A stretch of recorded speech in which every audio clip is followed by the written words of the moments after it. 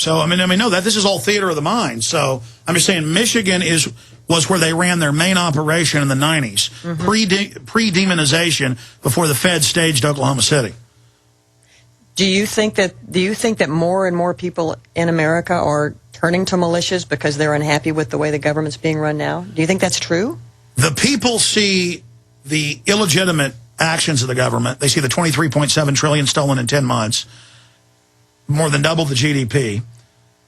They see the government doing unconstitutional things across the board while amassing paramilitary forces, announcing 400,000 combat troops to be deployed. The government saying gun owners are terrorists, veterans are terrorists, Ron Paul supporters are the big threat. And so, yes, we've seen all-time records for a solid year, gun buying and purchasing. And the real militias aren't going to talk to you. You're never going to see them, and they're everywhere. And usually it's 4 or 5 good friends, former military, who have a little shooting club. And they, in fact, print me off the Gadsden flag quote again. I think that's good to describe the real militia, what Benjamin Franklin said about it. Why our original symbol was not the eagle, it was the rattlesnake. And the Marine Corps' first symbol was not the anchors, but the rattlesnake, because it's not looking for trouble, but its eyes are never blinking. It's always got, it's always watching, and it rattles its tail and says, "Don't tread on me." And so the people are arming up in mass, and they're aware of the FEMA camps, they're aware of the entire agenda, and they're ready to defend the republic. And but they're not looking for trouble. It's defensive. They're not out to attack, and they understand the provocateurs. They understand whoever shoots first loses. But they're also ready that as the tyranny pushes them into a corner, like Lexington and Concord, they're going to stand up for their rights. And then the establishment, who are bullies, will probably fire the first shot in the Second American Revolution. And then all hell's going to break loose. Do you think that's going to happen soon? I would say it's 50-50 that in the next 2 years, you will see the start of a real revolution in the United States, a violent revolution in response to people being attacked. And pregnant mothers being tasered, and CPS kidnapping people's children, and the whole prison economy just squeezing and pushing and pushing and never stopping. But I'm fighting to stop that and to reach out to military and police and others. You know, Ron Paul got more contributions than any other presidential candidate in both parties from the military, 70+%. So the truth is, these offshore banks that have hijacked our government and want to use the military and Northcom against us, it's going to fail. So what do you think that the real militias, as you call them, the ones where they've got the 4 or 5 friends who go out and they practice, what are they preparing for? What is it that they're not going to quarantines? They're not letting anybody take their children. They're not taking forced inoculations. They're not going to be forced on government welfare. And as the establishment shuts the economy down by design and forces people under, see, they're advertising the camps as if they're a good thing. They're advertising it as if it's going to be a community center, just like Hitler did or just like Stalin did. But let me just read you before I play this FBI video, and then we'll come back and I'll do a whole rant. You can ask any questions you want on air if that's what you'd like. The Gadsden flag is a historical American flag with a yellow field depicting a rattlesnake coiled and ready to strike. Positioned below the snake is the legend, "Don't tread on me." The flag was designed and is named after American general and statesman Christopher Gadsden. It was also used by the United States Marine Corps as early... Don't forget her mic, guys.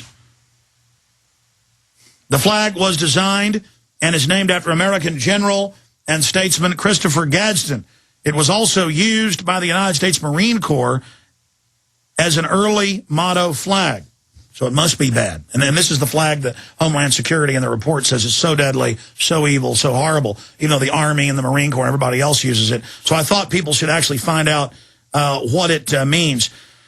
As the American Revolution grew closer, the snake began to see more use as a symbol of the colonies. In 1774, Paul Revere added it to the title of his paper, The Massachusetts Spy, as a snake joined to fight the British dragon. In December of 1775, Benjamin Franklin published an essay in the Pennsylvania Journal under the pseudonym American Gosser, in which he suggested that the rattlesnake was a good symbol for the American spirit. I recollect that her eyes excelled in brightness than that of any other animal, and that she has no eyelids. She may therefore be esteemed as an emblem of vigilance. She never begins an attack, nor when once engaged, ever surrenders. She is therefore an emblem of magnanimity and true courage. As if anxious to prevent all pretensions of quarreling with her, the weapon which nature has furnished her, she conceals in the roof of her mouth, so that to those who are unacquainted with her, she appears to be most defenseless animal. And even when those weapons are shown and extended for her defense, they appear weak and contemptible. But their wounds, however small, are decisive and fatal. Conscious of this, she never wounds till she has generously given notice, even to her enemy, and cautioned him against the danger of treading on her. Was I wrong, sir, in thinking that this is a strong picture of the temper of American conduct? So that is what the terrorist, Benjamin Franklin, had to say about the Gadsden flag. And why do I say terrorist? I have FEMA on video from 2000 shot by a firefighter in Kansas City in the training seminar, and we've seen the training manual itself. This is the only time we were sent it being taught. Said that the founding fathers are terrorists, George Washington, Thomas Jefferson, they're terrorists, America's bad, these are the enemies of the federal government. And so we broke that as well. But a world exclusive right now, this was sent to us, this is a 2006 Quantico terrorist training video. This was sent to us by someone saying they were with the FBI. We've called the FBI, confirmed this is one of their training videos, but this is not on the web. First time it's ever been seen. Your taxpayer money paid for this paranoia, this induced schizophrenia to show police, military that are now involved in law enforcement illegally, and the FBI that everyone's a terrorist. And that's why when you're with your family photographing the Washington Monument, police come over and ask why you're doing it. As if terrorists, real terrorists that weren't CIA or MI6, wouldn't go and just look at Google Earth or have a hidden camera. It's ridiculous. It's about training you that you're a terrorist. And the FBI is now saying they want to put TSA screeners in shopping malls and metal detectors, and they want to have them on street corners, and Viper teams with the federal marshals are out running checkpoints in Houston and Boston and New York and searching all the subway bags. The Amtrak trains. We're being trained to be prisoners. This is all part of a process of enslavement here in the managed economy. So here it is, the next two segments. Let's just go ahead and play this Orwellian FBI internal training video, which is federalizing local police. Here it is. Important information on terrorists and their allies. And the Terrorist Screening Center stands ready to help you. Before TSC was created in December 2003, the cop on the street had no way of knowing if someone he'd stopped was associated with terrorism. But now, TSC consolidates the terrorist lists of many agencies, and you connect to them automatically through NCIC. Whenever you run an NCIC name check, you connect with TSC, and running any name that's on our watch list will automatically give you a hit and some specific instructions on how to handle that person. All right, hit pause right there. Category he's been designated. Okay, now this is meant to, again, get the police not into responding to crime when it's happened, because the police will tell you it's not their job to protect you. They have no liability. They're there to respond and enforce the law, because they're elected by the municipal governments that are chartered for the local people under state law.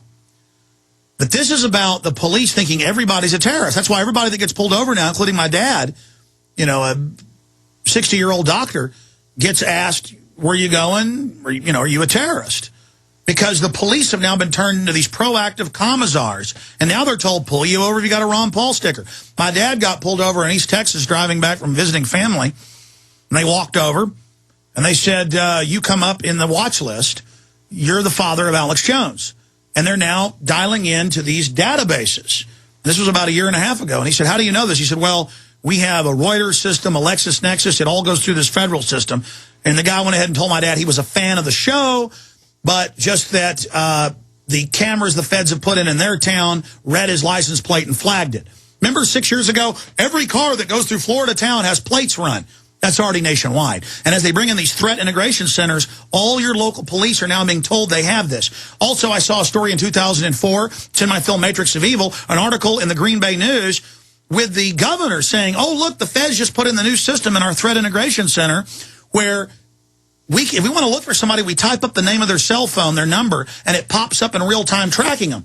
Now they admit that. The Telecommunications Act of 96, by law, October 1st, 2001, passed in 96. All phones are GPS triangulated off the cell towers, tracked in real time. Now the local departments are phasing it in under federal control. They type in, they pull you up, they hit another key, turns the mic on your phone. They're introducing it to the slaves right now, the fluoride heads out there, as, oh, if a child's lost, the police can dial in and listen. So they're also conditioning the police. So that's what this video is about.